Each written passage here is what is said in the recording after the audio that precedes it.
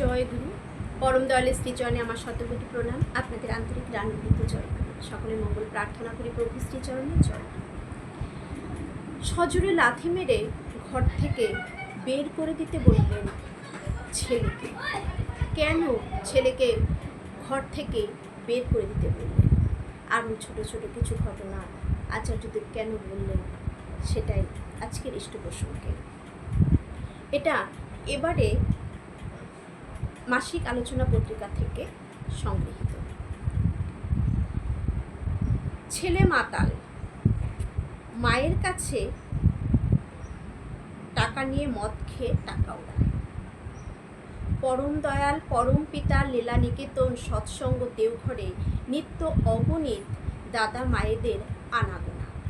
প্রত্যেকের সমস্যার কথা মন দিয়ে শুনে সমাধানের দিশা ধরিয়ে দেন। ইষ্ট সকাশে যাতায়াত এবং তৎ নির্দেশিত পথে চলতে চলতে পরিবারগুলি ইষ্টমুখী হয়ে ওঠে।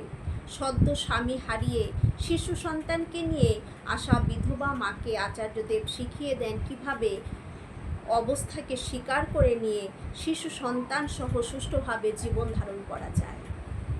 ছেলে মাতাল, মায়ের কাছে টাকা নিয়ে মদ খেয়ে টাকা ওড়ায়। আচার্যদেব ওই মাকে বললেন, তুমি স্নেহবশত ছেলেকে টাকা দিচ্ছ, তাহলে তুমি তো পরোক্ষে তাকে মদ খাওয়া শেখাচ্ছ। তোমার কাছে টাকা চাইলে ছেলেকে বলবে নিজে রোজগার করে মদ খাবি।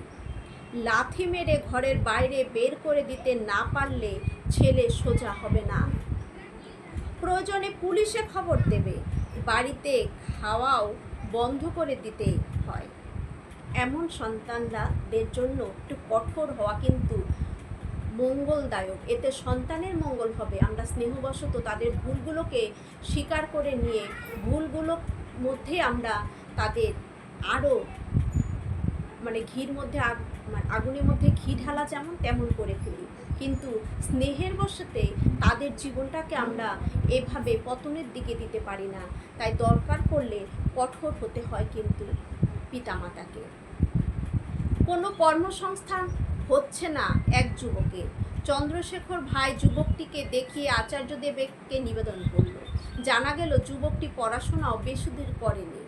আচার্যদেব যুবককে এক ঝলক দেখে চন্দ্রশেখরকে বললেন, যখন লেখাপড়া করার সময় তখন ফাঁকি দিয়েছে, বন্ধুদের সাথে আড্ডা দিয়েছে, বাবা মার ছত্রছায়া যখন ছিল তখন বন্ধুরা আশেপাশের মতো পাপসের মতো ব্যবহার করেছে। যখন বাবা মার ছত্রছায়া ছিল তখন বন্ধুরা পাপসের মতন সে ছেলেকে ব্যবহার করেছে। কোনো কাজ দায়িত্বের সঙ্গে পালন করেনি। বাবা মার ছত্রছায়ায় থাকার সময় নিজেকে তৈরি করতে হয়। একটি সন্তানকে আচার্যদেব বারবার বলেন, একটি সন্তান বা একটি ছেলে মেয়ে তার জীবনকে বা আমাদের জীবনকে আমরা কখন তৈরি করে নিতে পারবো? যতদিন আমরা বাবা মার ছত্রছায়া থাকবো।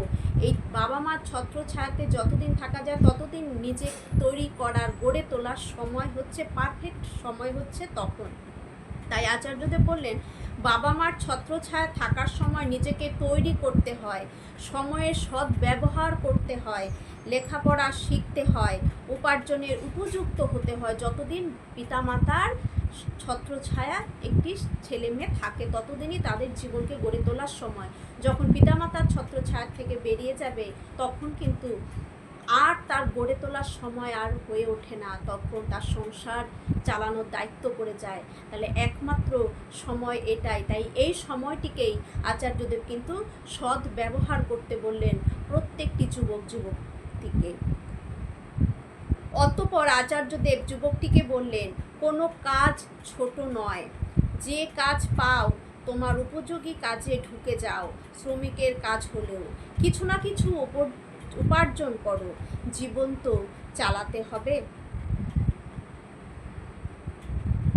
আচার্যদেব এভাবেই প্রতিনিয়ত আমাদের নানান সমাধান কিন্তু দিয়ে দিচ্ছেন, প্রত্যেককে দিয়ে দিচ্ছেন যে কিভাবে জীবনকে চালাতে হয়। আশ্রমের স্থানে স্থানে ছোট বড় রকমারি গাছ, ফুলের বাগিচা একদিকে যেমন শোভা বৃদ্ধি করছে, অপরদিকে হরেক রকম পাখি ও পতঙ্গের আশ্রয়স্থল হয়ে উঠেছে। ব্রাহ্ম মুহূর্তের শান্ত পরিবেশে পূজন ও পতঙ্গের বিচিত্র ধ্বনির মিশ্রণে ভোরের পরিবেশ মধুর ও উদার করে তোলে। তাই যতদিন একটি যুবক যুবতী বা একটি সন্তান সন্ততি যতদিন বাবা মার ছত্রছায়া থাকবে, তার ওই সময়টিকে তাদের সৎ ব্যবহার করতে হয়। ওই সময়টি বন্ধু বান্ধবের সাথে আড্ডা দিয়ে নষ্ট করতে কখনোই হয় না। সেই সময়টি হচ্ছে লেখাপড়া করার সময়, লেখাপড়া করে উপযুক্ত হয়ে উঠতে হয়, উপার্জনের জন্য উপযুক্ত হতে হয়, সৎ ব্যবহার করতে হয়। যতদিন বাবা মার ছত্রছায়া থাকা যায় ততদিনই হচ্ছে নিজেকে তৈরি করার সময়। তাই এই সময়টি আমাদের সন্তানদেরও কিন্তু পিতামাতাকে বোঝাতে হবে, তাদের জানাতে হবে, নাহলে তারা জানবে কোত্থেকে।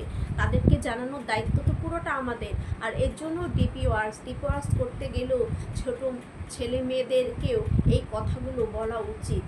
তাদেরকে একবারে বুঝবে না, বলতে বলতে বলতে বলতে তাদের ভেতরেও এটা গেঁথে যাবে যে এই সময়টাই আমার সৎ ব্যবহার করা উচিত।